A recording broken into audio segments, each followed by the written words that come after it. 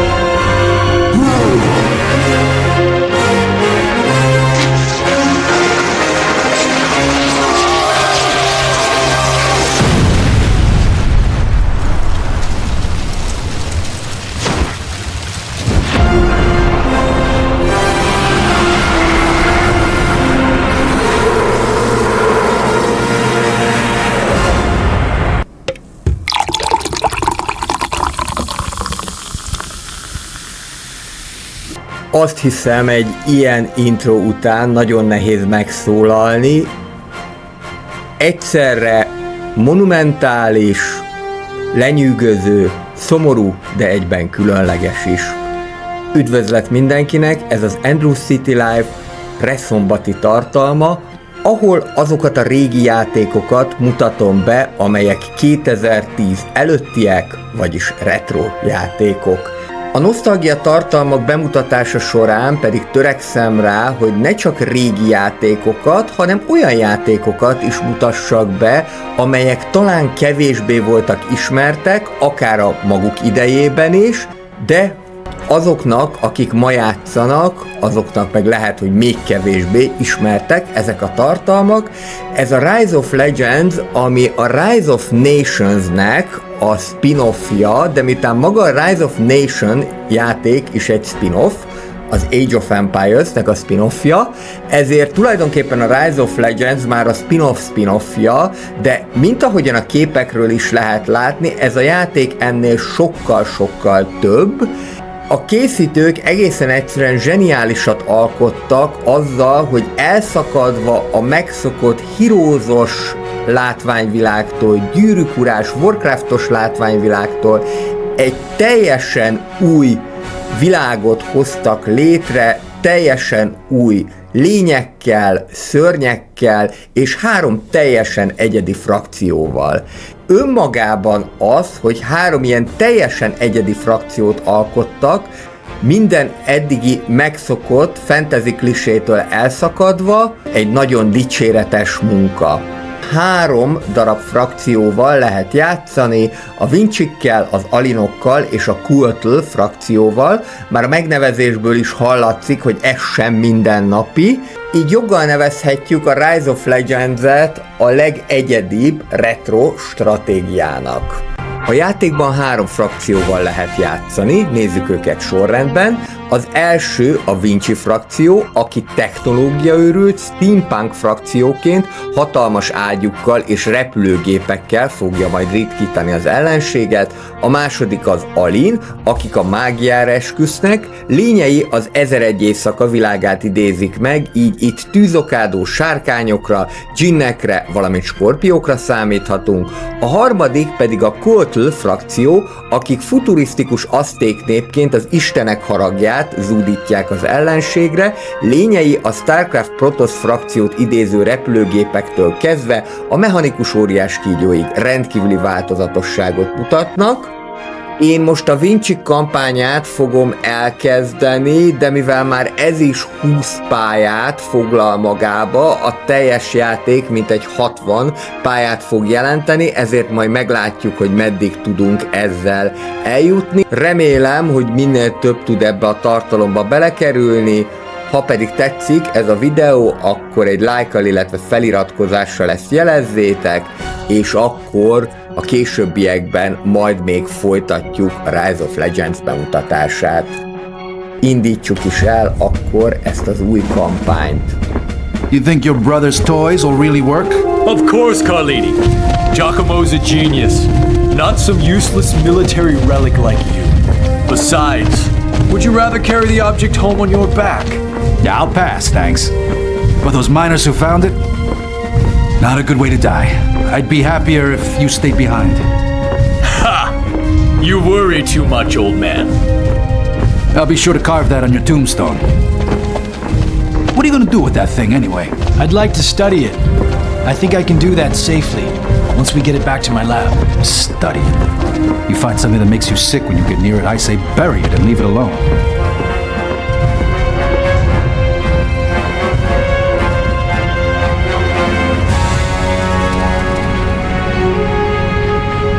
The device is nearly extracted, my Doge. But the workers are suffering from... They don't know the meaning of suffering, Lieutenant! Keep them at it! Sir! Beyond soldiers! Calm yourself, Lieutenant! I brought a gift for them.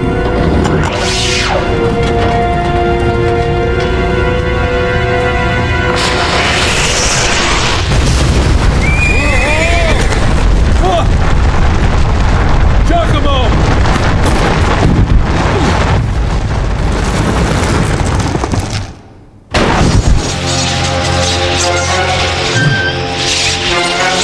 Giacomo! Get out of here!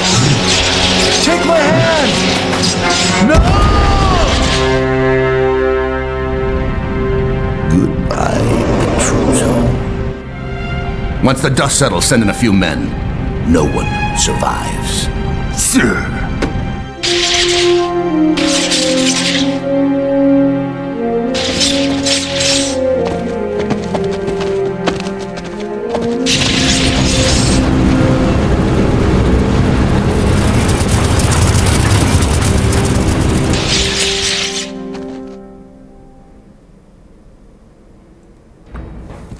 A feladatunk tehát adott, Giacomo vezetésével meg kell bosszulni a Doge-t, hogy megfizethessen Petruccio meggyilkolásáért, Ez önmagában már egy érdekességet adja a kampánynak, hogy saját frakció ellen kell lennünk, de természetesen majd azért harcolnunk kell más frakciókkal szemben is.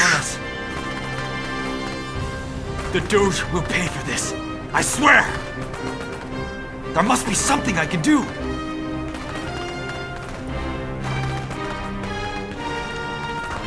These Venucci conscripts are no match for Miana's finest. Musketeers, fire at will! Doge, you will pay for És this! akkor itt még túlerőben vagyunk, úgyhogy ez még egy egyszerűbb történet lesz. Aki ismeri a Rise of Nations játékot, annak a birodalmi muskétások ismerősek lehetnek az újkorból. Viszont nem ebben van a pláne, hanem majd abban, hogy lesznek a Vinciknek különböző olyan gépeik, amik hatékonyan tudják majd írtani az ellent. Egyébként 2006-os a játék, és abban az időben, hogy kvázi ezt a fél 3D-s nézetet kaphattuk, lehet látni, hogy mekkora nagy hegyekben folyik a menetelés, ez egy nagyon nagy dolognak számított. Ugyanúgy van természetesen háborúköde, mint más játékokban.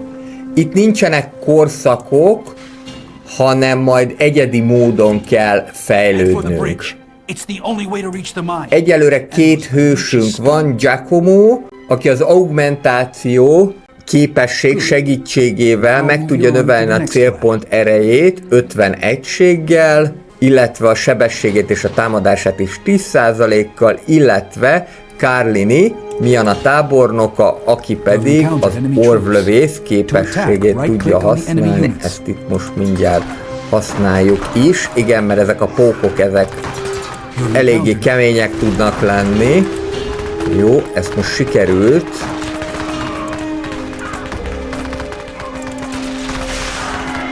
Most növeljük meg az életerőnket. A Vinciket lényegében erre találták ki, hogy ilyen technológia őrült frakcióként Leonardo-kori utópiát testesítsenek meg. Vagyis, hogyha Leonardo még élt volna mondjuk 100 évet, vagy mondjuk nem csak egy magányos mester lett volna, vagy mondjuk, hogyha a tanítványait ténylegesen ki is tudta volna tanítani, lett volna olyan jó képességű közte, mint ő. Na, ezt nagyon gyorsan, mert ebből baj lesz. Follow the arrow on the screen to find your troops and monitor the battle. Look! Some of my clockwork men survived the landslide. They'll help us. De már itt is vannak a mechanikus emberek. A felmentő sereg. Kicsit rá is közelítek, hogy lehessen látni, hogy ilyen mechanikus egységeik vannak, amit már az intróba is lehetett látni. Igen, ez volt az, amiket szétvágta a Skorpió. The Doge is escaping, the coward! The army he left behind, show them the same mercy they gave Petruzzo.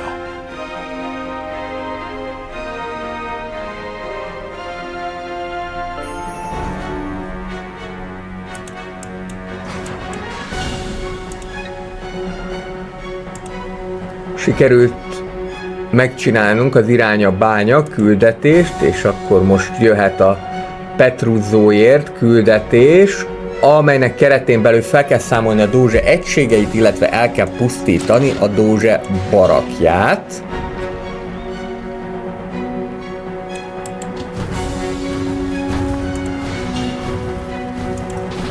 Egy augmentációt azért lehet, hogy tolnék még ide nekik. De egyelőre törjétek át a kaput, mechanikus emberek. Ezeket tipikusan arra találták ki, hogy a gyalogság ellen. For Petruzzo! Across the bridge! Tudjanak harcolni. With your army Na, selected, toljuk át magunkat a right-click near the enemy army to hídon. move there.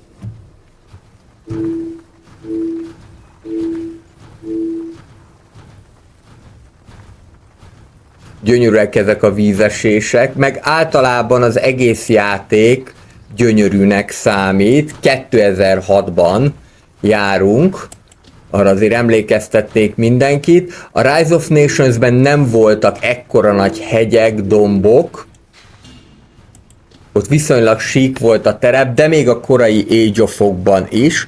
Szóval ez a játék ebből a szempontból is egy picit a korát megelőzte. Toljunk egy augmentációt. És itt van a Dózsénak a serege, illetve itt van egy lépegető.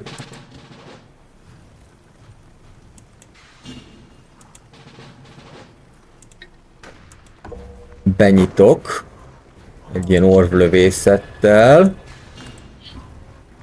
és akkor most jöhettek, gyerekek.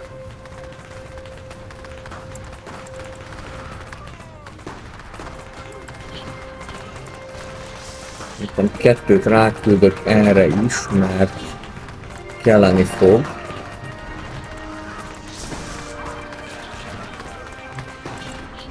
Az erősítés.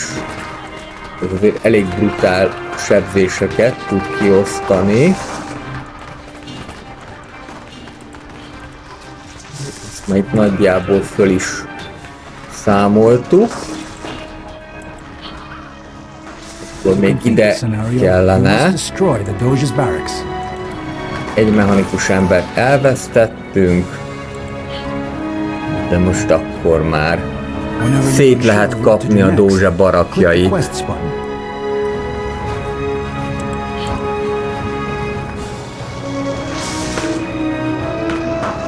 Innentől kezdve ez már sima ügy. Szakadnak le belőle a alkatrészek. Ez is nagy dolognak számított abban az időben. Így darabonként lehetett szétszedni egy-egy épületet. Akkor ezt az első bevezető küldetést azt gondolom, hogy meg is nyertük.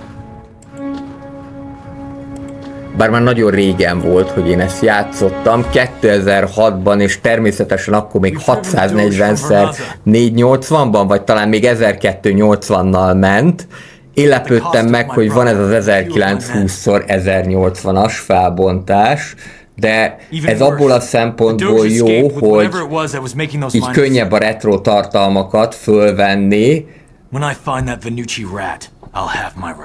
mert hogyha mondjuk csak úgy tudnám fölvenni, mint ahogyan a Populus tudtam, ugye az 1997-es játék, ott még 1280-as a legnagyobb felbontás, akkor azt utána nagyítani kell, amikor beteszem a vágóprogramba. A Rise of Legends az abban is egyedi, hogy nekünk kell kiválasztani a különböző városokat, és eljutni majd a Dózse felé. De először is akkor nézzük, mivel tudjuk a hős képességeit fejleszteni. Ez a hanglöket, ez egy nagyon jó képesség, mert tömegre tud hatni, tömegpusztító képesség. Mondhatnám varázslatnak is, de technológiai fanoknál inkább maradjunk a képességnél, illetve Carlini tábornoknál is ki lehetne fejleszteni ezt az ágyút, de mind a kettőnek 2 az ára, úgyhogy én akkor kezdeném ezzel a hanglökettel. Ezzel rendben vagyunk, kiválasztjuk Giacomót, és akkor elkezdünk menni a tartományok között. Ez pedig akkor Padónia lesz. Itt pedig már bázist is fogunk tudni építeni. Itt viszont valószínűleg bele fognak szólni az alinok, akik amúgy a Vincsiknek a legnagyobb ellenségei, és egy 1001 éjszaka stílusra hajazó frakciót kell elképzelni. Már itt is vannak. The first order of business will be to free my men and recover our equipment. In this scenario, you can choose whether or not you would like to receive more hints about how to play the game. Jó, hát megjelenítheti a tippeket, mert már én is régen játszottam. Egy fél órásat nyomtam le, mielőtt úgy döntöttem, hogy gameplay lesz belőle. Sajnos ez a játék nem elérhető Steamen, de retro boltokban CD-n még be lehet szerezni. First, you must build up your forces. To do so, you must build a Kezdjük el akkor építkezni. Az egész úgy működik, hogy ilyen városközpontok vannak, és akkor mindig meg kell hozzá építeni egy-egy újabb épületet, és ez a rendszer pedig a Rise of Nations-ből ismerős lehet, hogy itt kell a különböző képességeket kifejleszteni. Például, hogyha a politika egyet kifejlesztjük, akkor kitolódnak a nemzeti határok, lecsökken a helyszínek és városok ára, lecsökken az ostromedők, és 25% életet veszítenek minden ostrom során, gondolom ez az ellenséges katonákra vonatkozik. Birodalmi muskétás az már jó ismerősünk, őt megcsináljuk, illetve, hogyha ide küldünk egy karavánt, akkor itt pedig majd ezeket is be lehet fogadni, föl lehet bérelni. Itt vannak a bányászok, timóniumot bányásznak, van egy kis Starcraftos utánérzése a dolognak, a karaván pedig akkor már önmagában el is tud indulni, innét fogja az aranyat hozni, és minél több látogatást tesz itt a karaván, annál olcsóbb lesz majd felbérelni a zsoldosokat. Ez a 112 már elfogadható, itt vannak a zsoldosaink, és ha jól látom, akkor majd innét fognak támadni. Ez viszonylag egyszerű, és itt még lehet további zsoldosokat fölbérelni, de ezek már nem örökké maradnak velünk, hanem csak 120 másodpercig. Jöhetnek a mechanikus emberek is. A játékban egyébként nincsen sok erőforrás, a timónium, illetve az arany. Aranyat a karavánokkal lehet szerezni, elsősorban timóniumot pedig a bányászok segítségével, de hát nem is Vinci frakcióról beszélnénk, hogyha ne lehetne majd a bányászokat is mechanikussá tenni, de ehhez nagyváros szükséges. Igazából, ha nincsen tutorial alatta, akkor is nagyon jól el lehet vele játszani, mert nagyon vezet a játék. Tehát például mondjuk azt mondja, hogy ahhoz, hogy a fejlesztett bányát kifejlesz, nagyváros kell, a nagyváros pedig itt találod 250 timónium, megépítjük ezt a városrészt, nem igazán mondanám toldaléképületnek, mert ezek városrészek. Ebben is egyedi ez a játék, hogy nagyon egybeépülnek ezek a város részek, tehát itt a főváros környékén csoportosulnak ezek. Ha ezt felfedezzük, akkor némi bónuszt fogunk kapni. Ez pedig 20 darab timónium, 10 relikviát kell összegyűjteni a bónusz küldetéshez, itt a második. Ezek is jöhetnek ide, csak majd ide még egy bányát kéne tolni. És most az lenne a lényeg, hogy visszaszerezni Giacomo lépegetőjét, és ehhez viszont az alinokkal kell megküzdenünk. Viszont még ide is tudunk jönni. Ehhez kéne még egy karaván, és még egyet tudunk építeni, de ahhoz, hogy már még egyet építsünk, még egy kereskedelmi körzet szükséges majd. Teljesen egyedi ez a játék egyébként, még a megszokott stratégiákhoz képest is, de aki ismeri a Rise of Nations-t, annak ismerős lesz.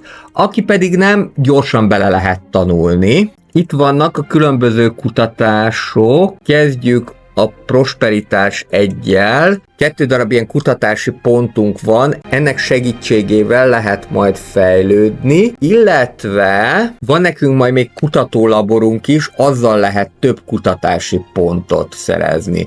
Ez a dögevő első szinten is már nagyon jó, hogyha meghal egy egység, akkor abból erőforrást tudunk zsákmányolni. Itt van egy őrtorony, ez jöhet, ezt fölbéreljük. Ők a renegált muskétások, 20 timónium be a kincstárba, és nézzük, hogy van-e már kutató laboratóriumunk. Van. Ezt lehet távolabb is építeni a várostól, és önmagától, amint kiadtuk a parancsot, fölépül, valamint jöhet még ez a gőzerőd is, ezt meg kifejezetten kötelező távolabb építeni a várostól, mert ezzel lehet majd ilyen jó, brutális ostromfegyvereket építeni. Na nézzük, mit tudunk kezdeni az alinokkal. A barrakba azért még jöhet pár egység. Egyébként elég nagy seregeket lehet építeni. Itt is vannak az alinok. Ezek a sötét lépegetők, az alin alapegységek.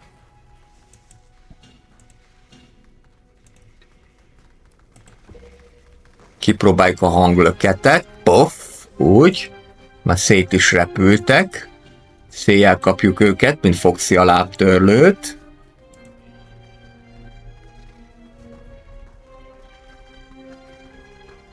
Egyébként talán legkönnyebb a Vincsikkel játszani, kicsit nehezebb az alinokkal, és a legnehezebb majd az Azték Quotl frakcióval, de a kampány is így épül föl ebben a sorrendben.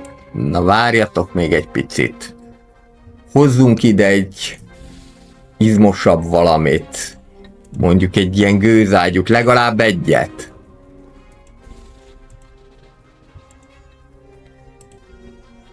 Jó, már le se kell lőni. Közben van 2 újabb képességünk. Toljuk ki a nemzeti határokat 1-jel, illetve jöhet a bányászat 1 kifejlesztése is. Ahogyan egyre feljebb megyünk a képességfában, úgy egyre több kutatási pontba fog kerülni a fejlesztés.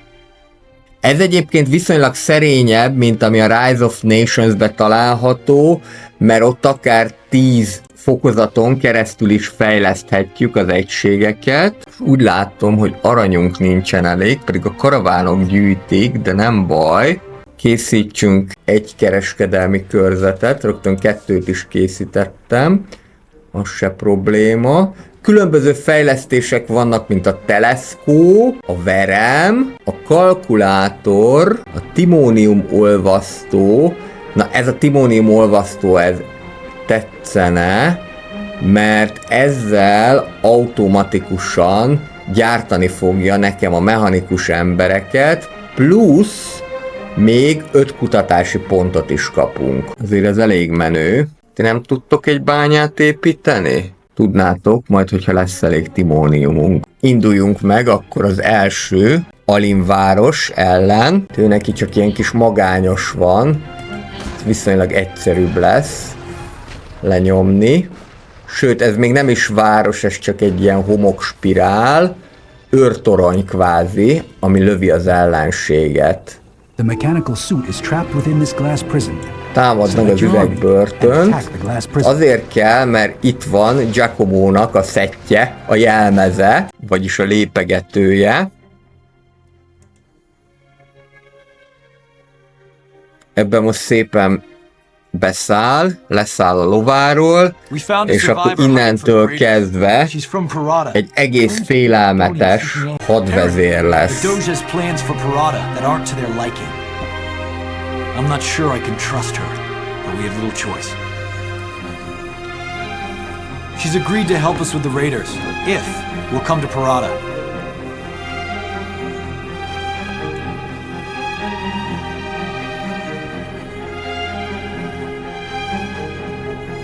This is an ideal spot to build up more forces. Venza megérkezett, a Venza pedig egy repülőgép, amely majd a levegőből tudja ritkítani az ellent.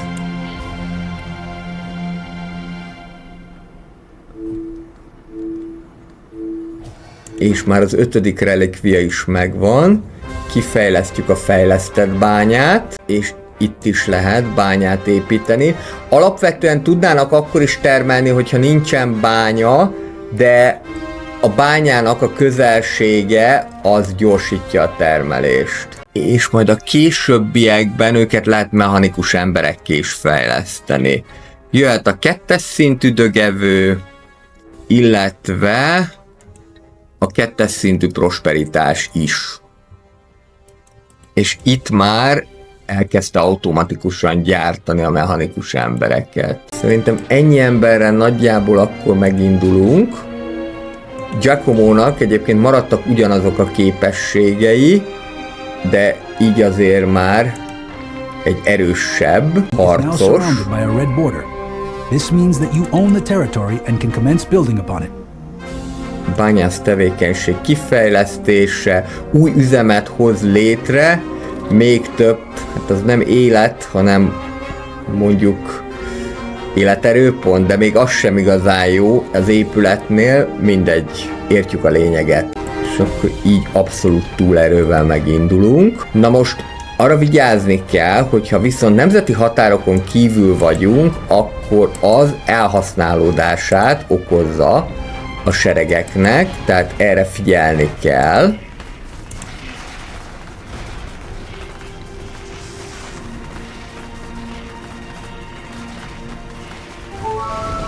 Itt most viszont szépen lövöldözik őket.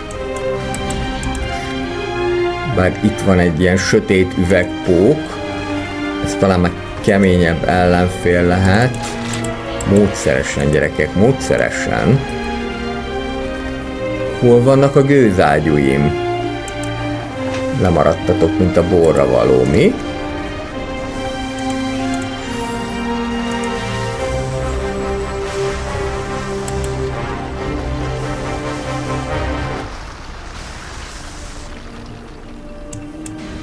Most megidéztek az alinok valamit, majd mindjárt kiderül, hogy micsodát. Úgy tűnik, hogy itt még minket nem fenyeget az elhasználódás veszélye, de előbb-utóbb majd erre is kell gondolni. Még azért egy kutató laboratóriumot azt tolnék, hogy több legyen a kutatási pontunk. És akkor szépen jó nagy túlerővel megtámadjuk Marván táborát. Elvileg nincsenek sokan, aztán gyakorlatilag majd meglátjuk, hogy mire számíthatunk, mert az alinokám idézni is tudnak, hogyha arról van szó. 9 relikvia, és akkor még egyet begyűjt, valahonnét, és akkor meg is van a 10. Akkor így a bónusz küldetést is teljesítettük. Relics have allowed us to rebuild 2 broken clockwork spiders. The clockwork spiders are located near our city. Támadjunk. Itt van ez a Marván, a sötét alin, ez a főhős. Pályának a fő ellensége.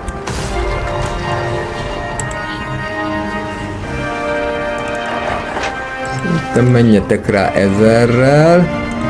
Illetve Giacomo akkor egy ilyen jó hanglöketet oda. Ez is mehet. Jó, az üvegkör már lenn van.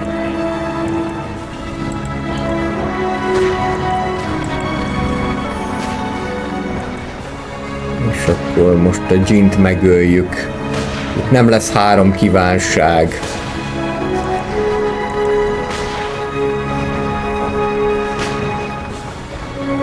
Azért a mechanikus embereimet szépen kinyírta.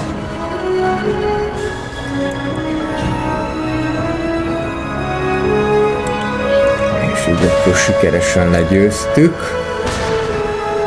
az embereket. These raiders are a mystery. az alinokat, Clearly beings of magic, but like nothing I've ever studied. és így a But now második that Padonia is küldetés safe, is we rendben must van. attend to more pressing matters.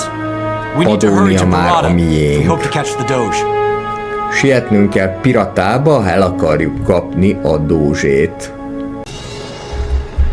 Venza parancsnok elérhetővé vált a jövőbeni pályákhoz, szintenként 5%-kal csökkenti a területek árát, a 2K-t ne vegyük figyelembe, illetve 10 vagyont hoz szintenként, nem mellesleg pedig repülőegység.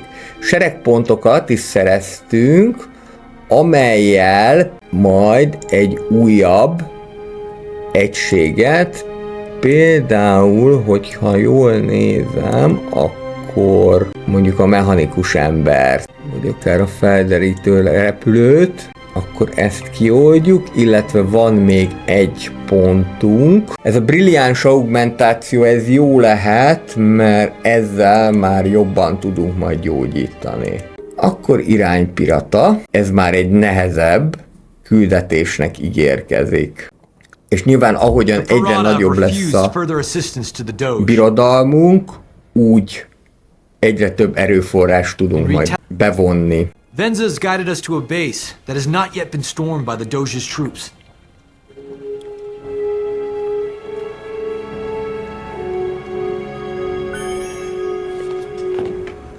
Nos, találjuk meg Lenórát, találjuk meg az aerodómot, illetve használjunk szállító léghajót is.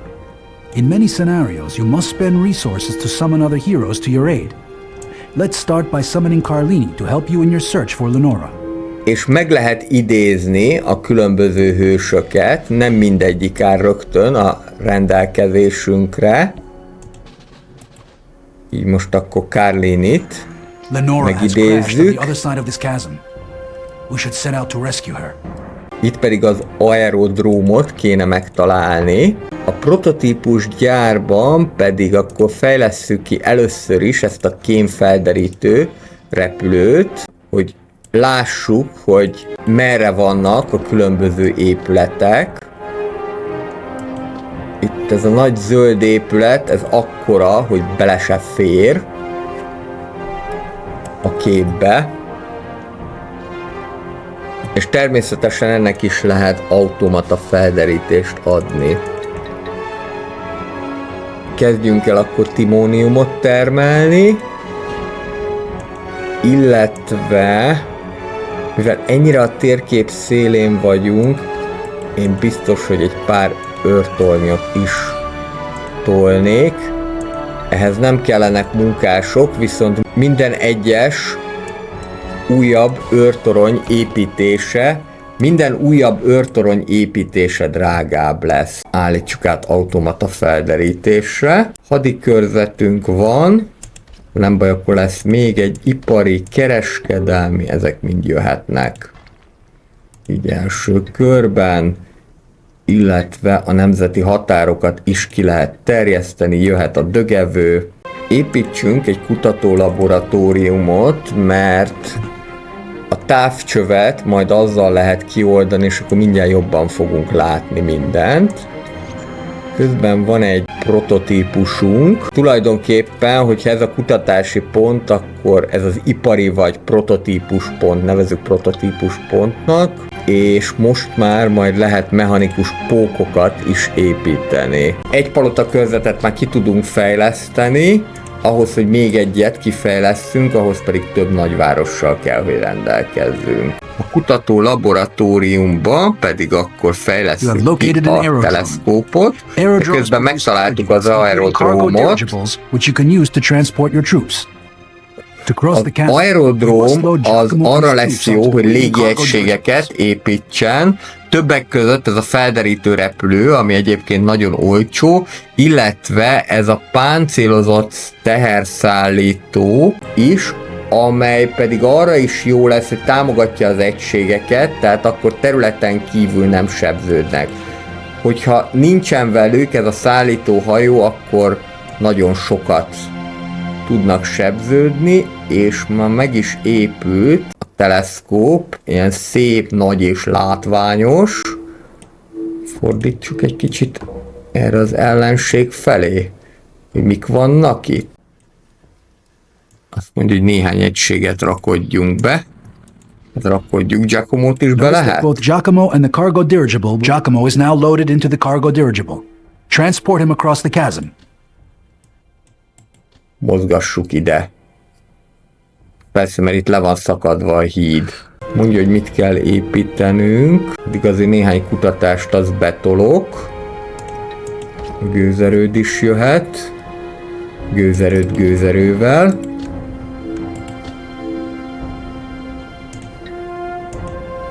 És ide. To unload Giacomo, hajózhattok. select the cargo dirigible and click the eject all button to unload him. Great. Now you've learned how to use cargo dirigibles to transport your troops. Megtaláltuk Lenórát. In exchange for our help, Lenora will join our fight against the Doge. As a show of faith, she has given me plans for constructing Parada airships.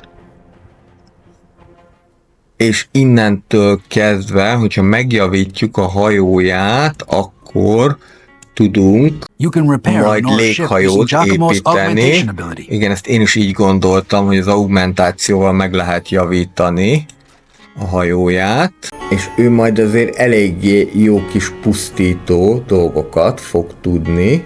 Ő egy kalóz. Lenora has revealed much. The death of Petruzzo has stunned even the Parada. Apparently, the Doge has plans for Parada that aren't to their liking.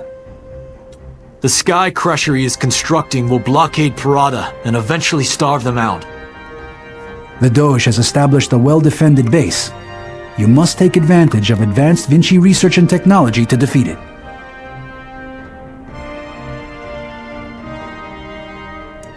Jó, szerintem nem kell már több tipp. Meg fogunk oldani mindent. Itt pedig ezt lehet várossá fejleszteni, csak ezeknek előbb akkor hadat kell üzenni. Hát de szerintem ezt ennyivel is le fogom tudni nyomni. Jó, akkor ezennel hadat üzentünk, és kaptok így jó kis hanglöketet. To learn more about the Vinci technology, select Game Tips from the F10 pause menu. Nem arról volt szó, hogy több tippet nem ad. Lehet ilyen jó kis kalózkodást csinálni.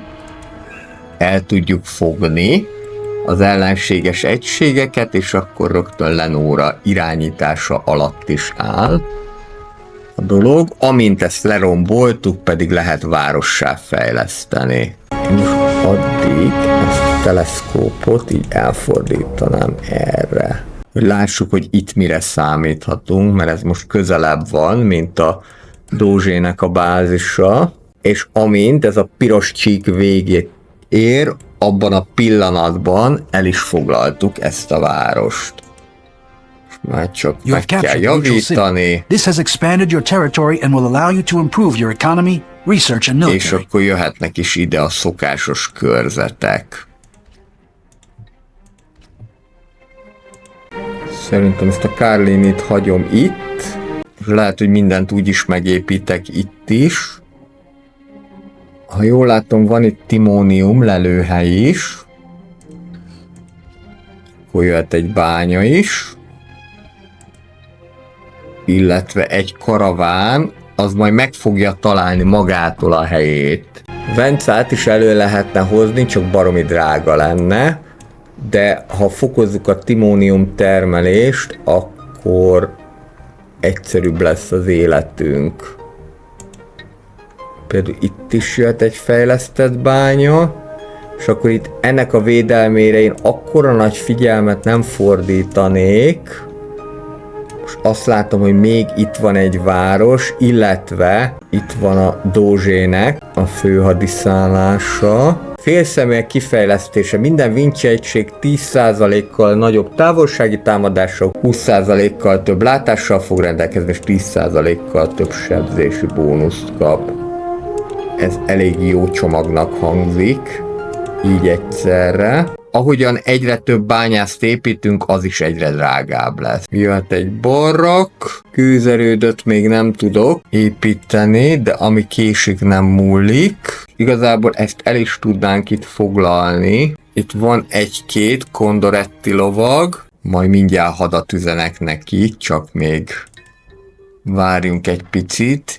Illetve kezdjünk el több timóniumot termelni, valamint nézzük meg, hogy mivel lehet még timóniumot szerezni. Az aerodrómot, azt ide is érdemes megépíteni, mert ez kicsit ki fogja tolni a nemzeti határokat.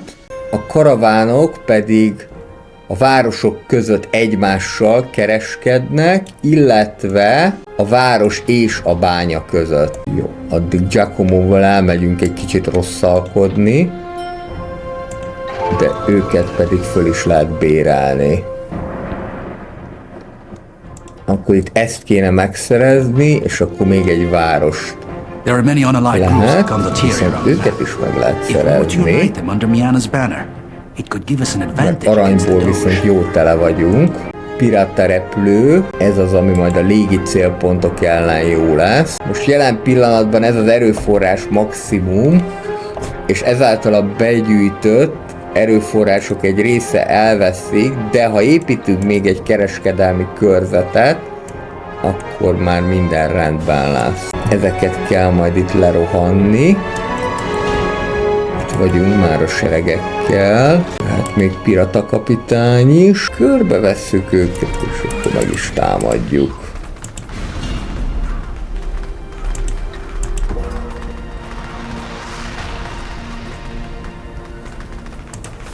Nem csak, hogy szétrepülnek, de még egy kicsit el is kábulnak.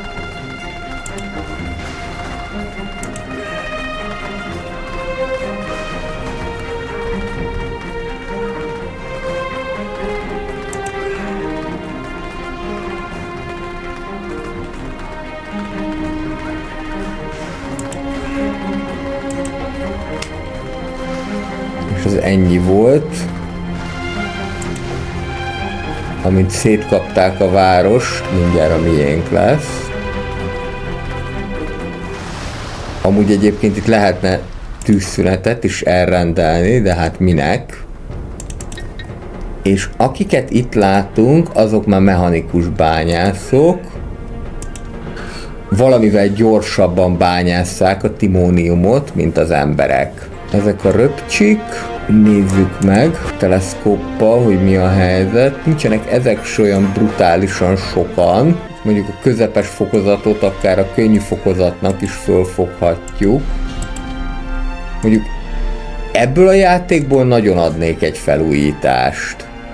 De úgy rendesen megcsinálva a kampányt is, vagy rendesebben. De hát ez annyira elfeledett játék, szegény, hogy szerintem ez az, ami utoljára fog eszükbe jutni, hogy ebből legyen felújítás. Még a Rise of Nations-ből is előbb lesz szerintem, ami nekem őszintén szóval nem a kedvencem, mert teljes történelmet átfogó valós idejű stratégia ebből a korból szerintem az Empire Earth a sokkal jobb. Jöhet egy kutatólaboratórium, és akkor azt másra fogom specializálni. Irány a Doge serege, és semmisíts meg a légirombolót. Specializáljuk egy timónium olvasztóra. Én még azért azt gondolom, hogy talán érdemes lenne még egy kicsit erre gyúrni.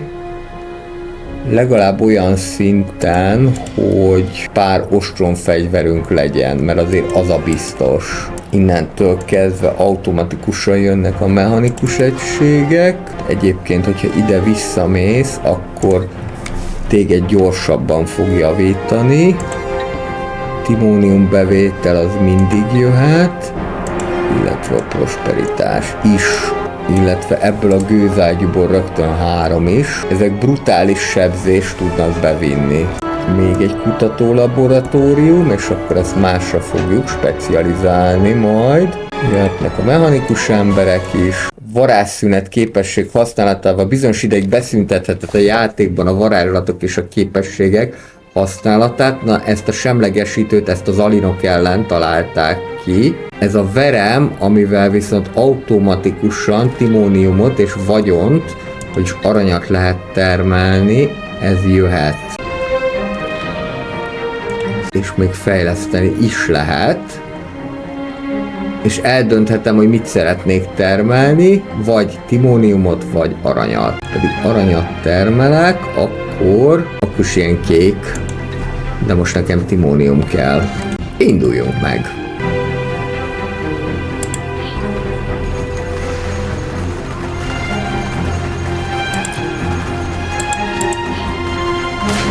Földön, vízen, levegőben, ahol csak éritek, viszont ezeket a szállítóhajókat jó lenne lepuffantani,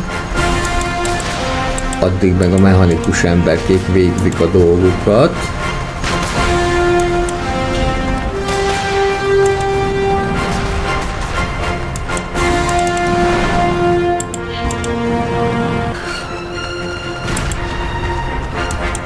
Menjünk tovább. Doge elitgárdisták, illetve itt ez a mechanikus pók, ezt kéne szétvágni.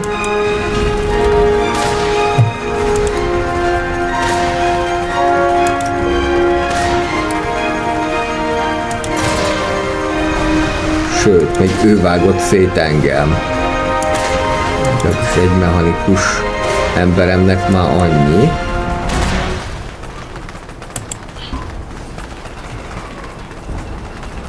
Jöhet a koncentrált tűz. És maradjatok ki a jóból. És most akkor ezt a részét is meg lehet oldani.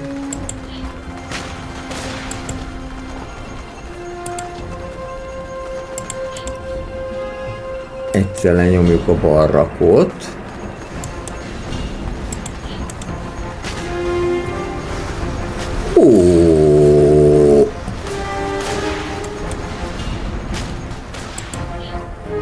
Ez azért elég durván lelőtte szerencsétlen repülőket. Lehet, hogy nem is kéne itt nagyon emberkedni.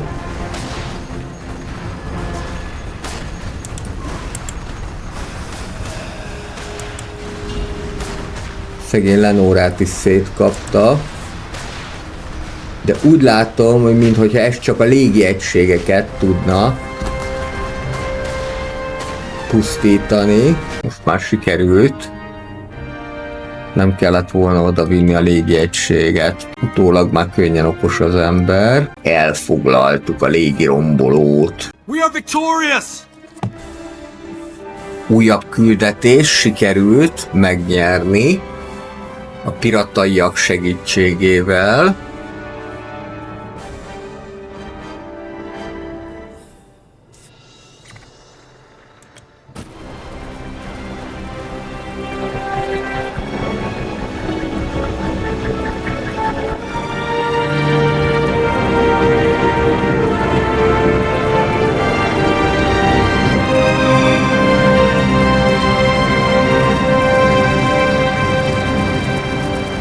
Thank you.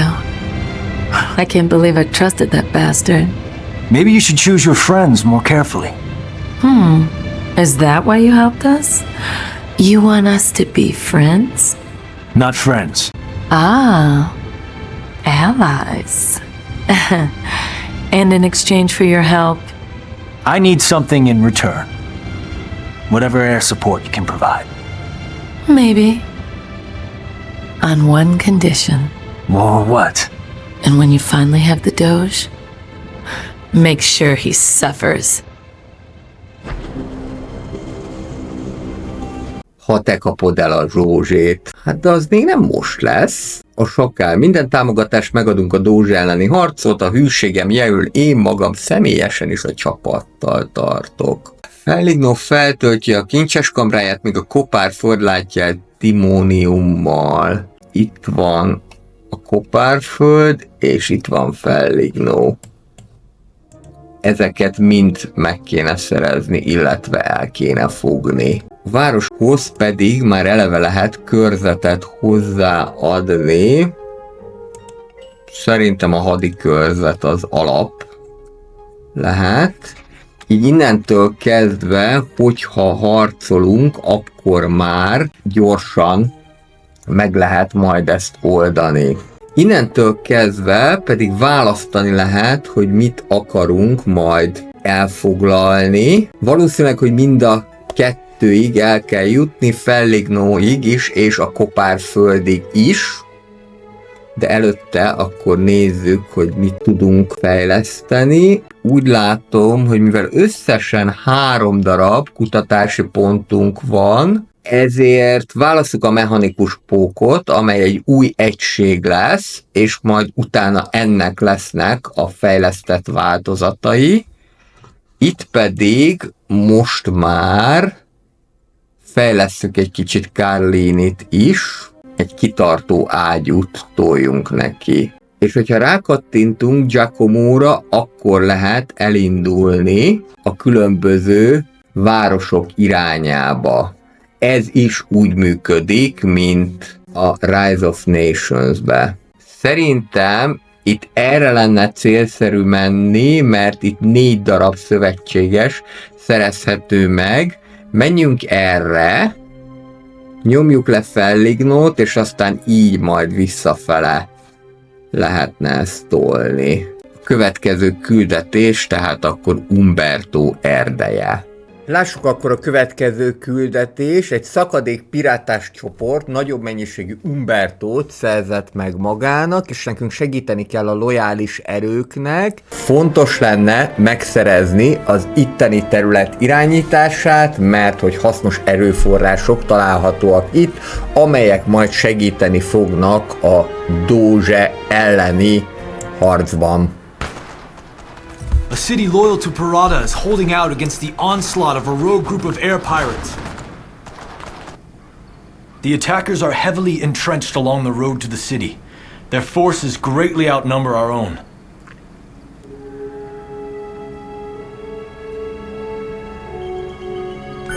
Az első feladatunk tehát egy semleges városnak az elfoglalása lenne, de most először még terjesszük ki gyorsan a bázist, illetve itt már megvan a prototípusgyár, ezekkel már jöhetnek is az alapvető fejlesztések, illetve én szeretem mindig a mechanikus bányásszal kezdeni, hogy először a timónium termelés legyen rendben.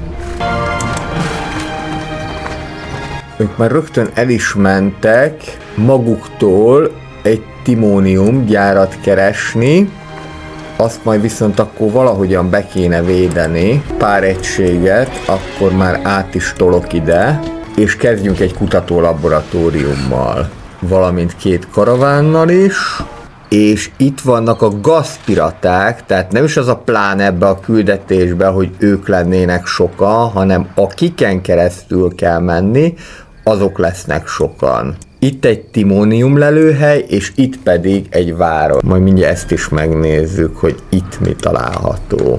Ki lehet használni a magasságot, így akkor nagyobb hatósugara van az őrtoronynak. Közben már vannak kutatási pontjaink is, jöhet ez a mechanikus pók, és jöhet még egy kereskedelmi körzet, mert erőforrás maximumon vagyunk. Az erőforrásokat egy meghatározott ütemben tudják begyűjteni a városokba, és amennyiben elérjük a limitet, vagyis az erőforrás maximumot, akkor csak kereskedelmi körzetek építésével lehet ezt az ütemet gyorsítani. Kéne nekem még egy aerodróm is. Egyébként az épületek viszonylag olcsóak a katonák árához viszonyítva, itt pedig már a gazpiraták vannak. Nem baj, majd kapnak az arcukba. Szerintem mivel ez egy olyan küldetés, ahol inkább a légi erőre kell támaszkodni, ezért akkor Lenórát fogjuk ide hívni segítségül. Ezt mindig eldöntheti az ember, hogy kit szeretne. Kikémleljük, hogy itt mit található. Aha. És itt egy teljes pirata főváros található. mindenfajta nagyobb egységgel. Föl is derítem itt a környéket, mert szerintem ezzel lenne célszerű kezdeni, utána pedig a nagyobb várossal. Gyere csak erre.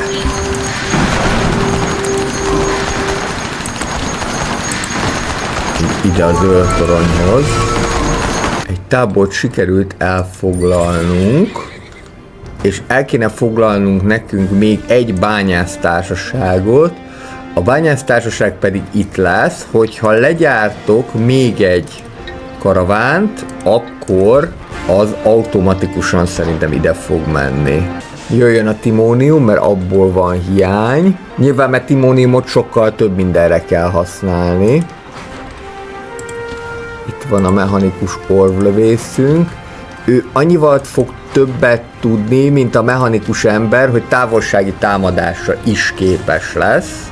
Toljuk ki a nemzeti határokat. Akkor szerintem amint lesz elég pénzünk, már lehet is gyártani az egységeket. A pirata repülőket, azokat már tolhatjuk is, mert azok aranyba kerülnek, abból pedig van bőven. És új egységként jelenik meg ez a mechanikus pók, ami nagyon hatékony lesz a gyalogság ellen. Nézzük meg, itt mit tudunk kezdeni. Ugye első körben.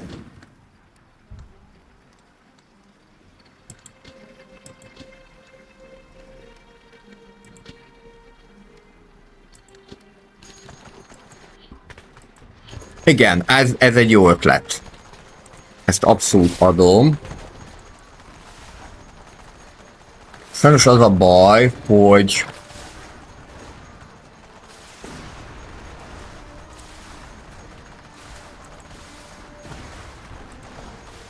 ezeket is itt akkurátusan tudják írtani, de nem baj, a bányához hozzáférek. Igen? Mert igen, a légicirkáló az már egy brutálisabb dolog.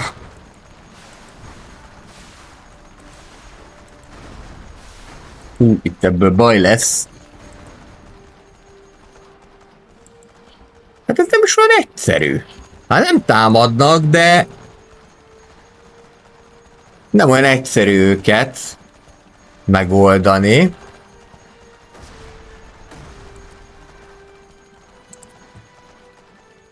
Na, akkor kezdjünk el erről másképpen gondolkodni. Most már azt mondja, hogy foglaljunk el még több város, mert olcsóbb lehet, mint új körzetet építeni. Rendben ám legyen. És akkor még ide hívok embert. És akkor szerintem ezzel fogjuk itt kezdeni, mert ez egyszerűbb. Ezt itt elfoglalni, ez nagyon védhetőnek tűnik. Te pedig légy szíves, innentől kezdve a bányásztársaságot célozd meg. Ez lenne egy bányásztársaság, jó, akkor ezt meg is szerezzük. Itt, és itt van még egy város, amit el lehet foglalni. És egyébként azt gondolom, hogy ők ezt szeretnék. Ezt viszont simán meg is lehet venni, csak aranyból. Kéne egy karaván, aki olcsóbbá teszi ezt a várost.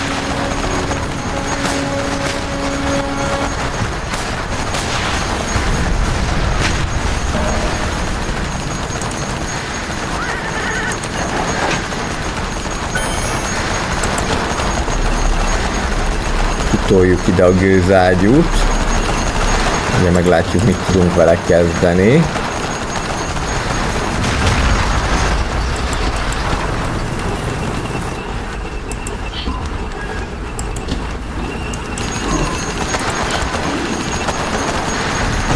Igen, ezt a karavánt ezt szépen lehet is lőni, és úgy látom, hogy ez a gőzágyú, ez légiegységeket is tud támadni. Gyertek ide be a hatósugarába.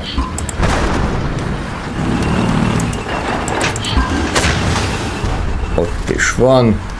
53 vagyont szereztünk. Ki tudjuk sajátítani ezt a várost.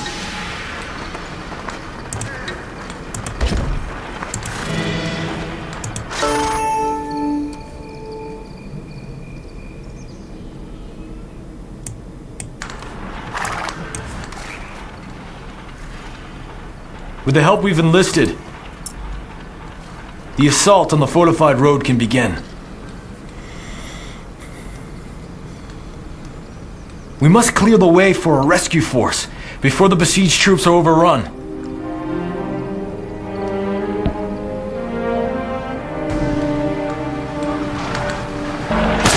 Feladat, le kell rombolni a bunkereket, és el kell foglalni a két fővárost. Ezek itt sok vizet nem fognak zavarni, ez látszik. De itt lesz, ezzel lesz a probléma. Nem is nagyon tudok mit csinálni, csak azt, hogy innét támadom be.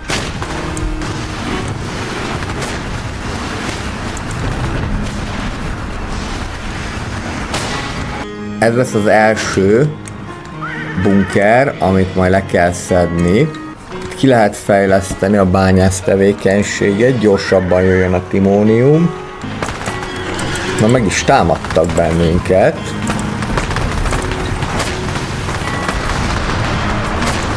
Ráadásul úgy, hogy gőzágyúval le is szedte az aerodrómot.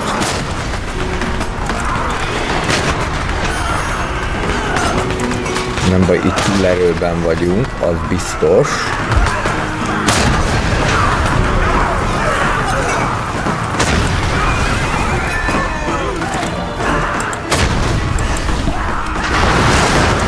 Lehet, hogy ezeket is föl lehet használni egyfajta csaliként. Most már elkezdtek támadni, bár egyelőre még csak nagyon vérszegényen. A mechanikus pókok meg keresztül gázolnak rajtuk, annak rendje és módja szerint.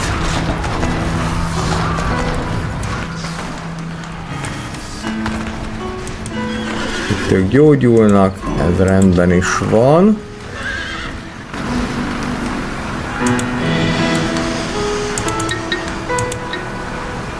Itt még szerezhettek timóniumot. Több ilyen erődöt azt nem építenék, esetleg őrtornyot. Az ugye pont hasznos lesz, mert ez lesz itt a hadiszintér.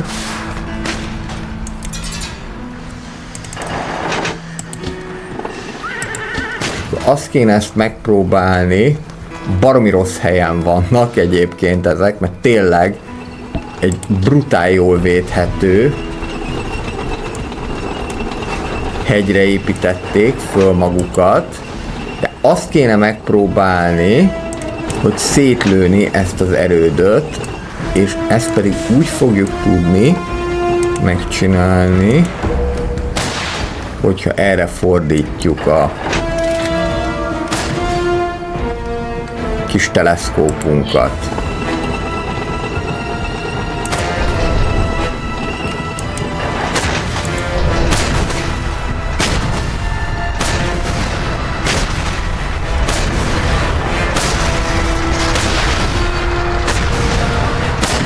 Meglehetősen passzívan szemlélik az eseményeket.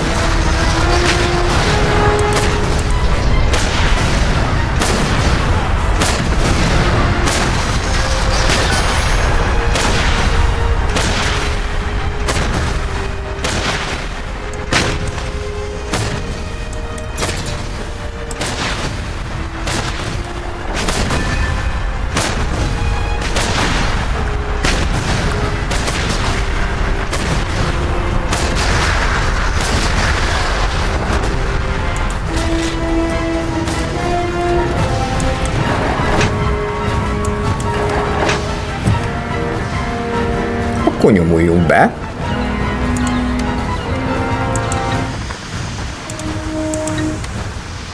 Még a két másik hős is jöhet. Elkél az erősítés. Az mondjuk itt már látszik ebben a játékban, ami a korábbi játékokhoz képest újdonság volt, hogy nagyon-nagyon sok egységet lehetett egyszerre kiválasztani. Igaz, hogy ez már az Age of Empires-ben is megjelent, de a többi játékban azért annyira nem volt az jellemző, hogy akár 50-60 egységet is ki lehetett választani, például még a Warcraft 3-ban is, ami egy 2003-as darab, 2002-2003-as darab, na most nekiálltak támadni. És ezt a Gyűzágyút, ezt kéne semlegesíteni. Szépen a pópok keresztül gázolnak rajtuk. Meg tulajdonképpen igazából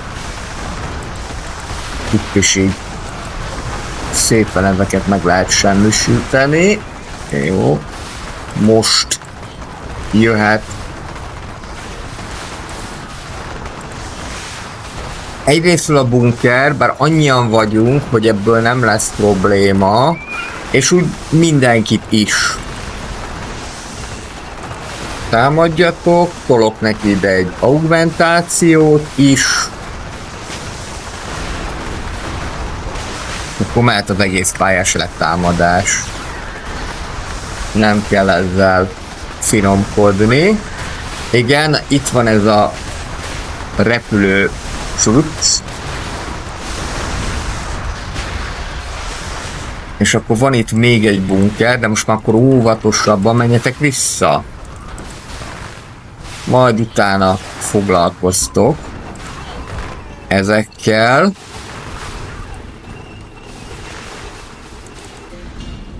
Hol van ez a Giacomo? Beragadtál? Na gyere szépen!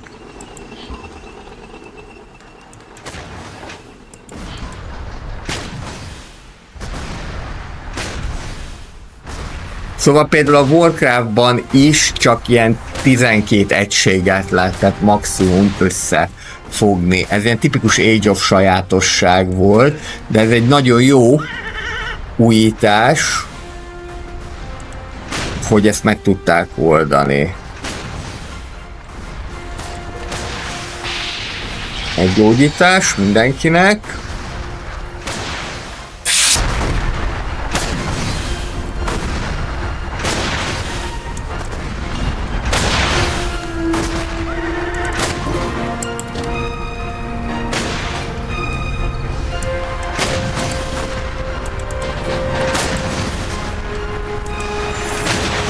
Jöjjön a többi hős is. És most már csak ezt a nagy légi ocsmányságot kell megsemmisíteni. Destroying those bunkers should have taken some pressure off our friends. I'd expect them to lend a hand any time now.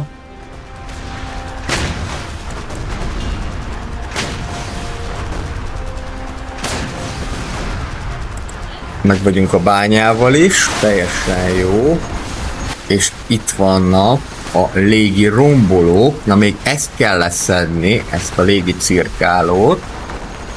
Így mindannyian rámegyünk. Szerencsétlen nem is tudja, hogy kit lőjön.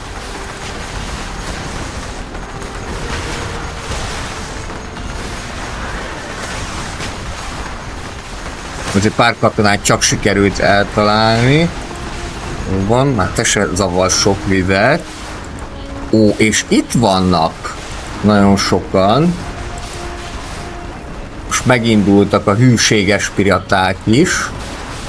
Próbáljuk meg akkor ezt a gazpiratát lelőni.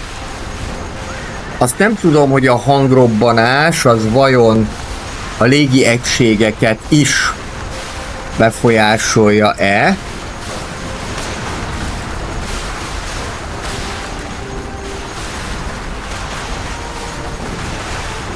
The loyal Pirata are under attack. We should hurry to help them. De minden esetre elég hatásos. Ez viszont itt necces. Akkor menjetek ide gyorsan.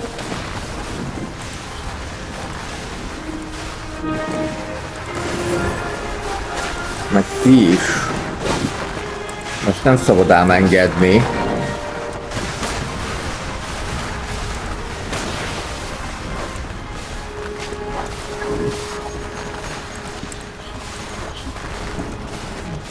Őt már le fogják szedni, akkor itt a felmentő sereg, gyerekek. Adok én neked veszélyben. Ugye megmondom, mi van veszélyben. Hát azért még egy. Csak befigyelt. Those still loyal to Parada say the Doge's attack gave several renegade captains the excuse they needed to declare themselves independent.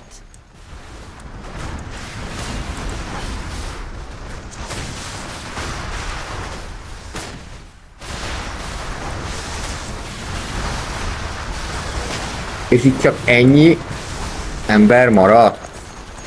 Hát ez nagyon karcsú. If we can get them some resources, they'll supply us with air destroyers. Hogy gyártsunk még. És én úgy érzem, hogy a pirata repülőkből kell többet.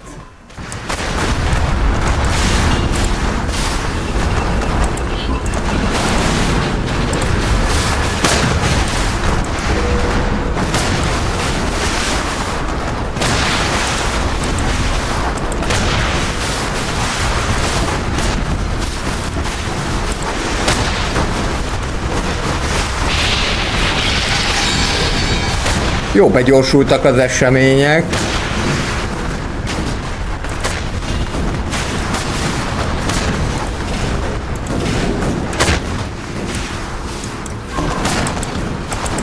De most már úgy tűnik, hogy egyre jobb lesz a helyzet. Finom kis légi csata ez.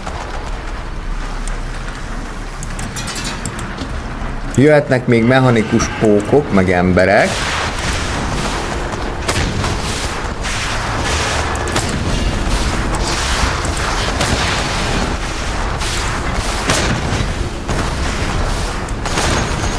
Timóniumból már tele vagyunk, mint a déli busz.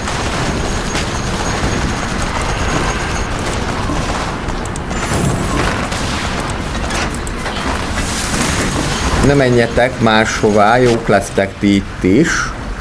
Majd a többiekkel megoldjuk ezt a dolgot. Most már itt vannak a pirata repülők.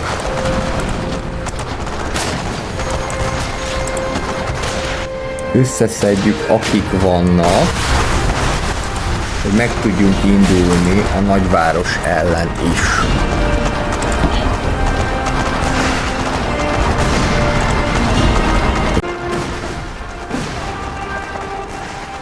Van egy ilyen vicces képességük, ez az ipari pusztítás, ami a föld alól tudja sebezni az egységeket.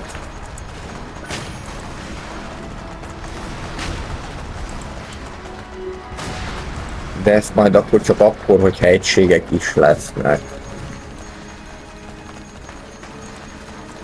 Tehát azt mondta, hogy adjak neki 300 timóniumot és 300 aranyot.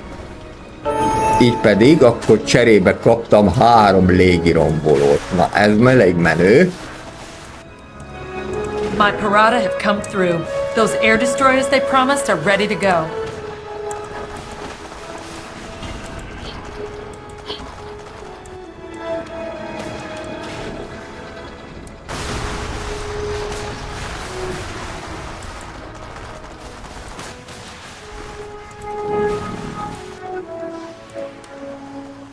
Még jöhetnek egységek, főként persze mechanikusak, ide a frontra.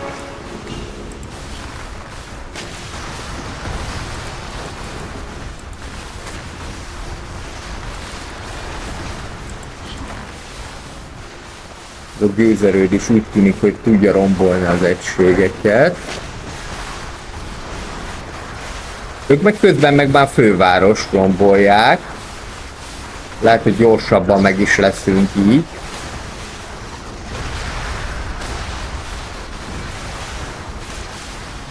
Ami számomra egy kicsit zavaró, hogy nem elég nagy képernyőt tudok így befogni ezzel a hegyel-dombbal. Nézzük, mit tudunk elérni ezzel az ipari pusztítással. Ez majd mondjuk inkább gyalogos egységekkel lesz látványos.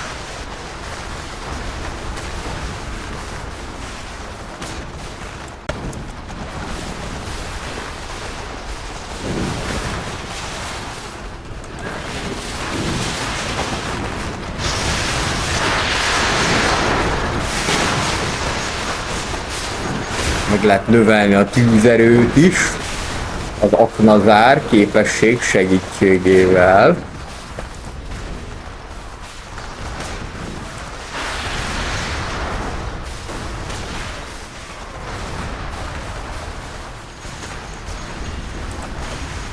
Úgy tűnik, hogy lent van őkelme.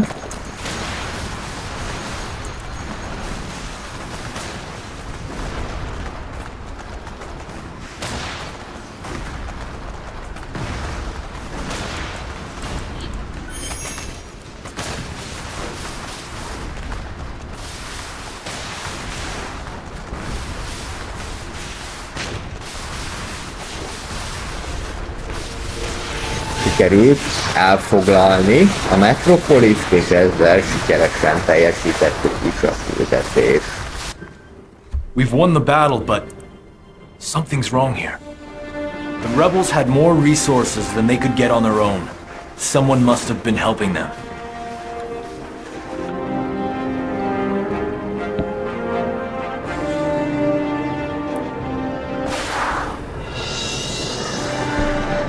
Vajon ki segítheti a lázadókat? Rendben van, akkor én ezzel megköszönöm a szíves figyelmeteket. Ez lett volna a Rise of Legends Vinci kampányának első része. Amennyiben tetszett ez a videó, és tetszett a Rise of Legends, akkor egy lájkkal, kommenttel vagy feliratkozással ezt jelezzétek, és akkor az egyik Red Szombat alkalmával majd folytatni fogjuk ezt a sorozatot. Mindenkinek kellemes hétvégét kívánok, hétfőn City Skylines, vasárnap pedig gyertek 16:30-tól a Twitchre, mert egy klasszikus, mégis nagyon jó hangulatú városépítő játékkal jövök. Sziasztok! Önök a Reszombat adását látták. Köszönjük megtisztelő figyelmüket. Várjuk Önöket a következő alkalommal is.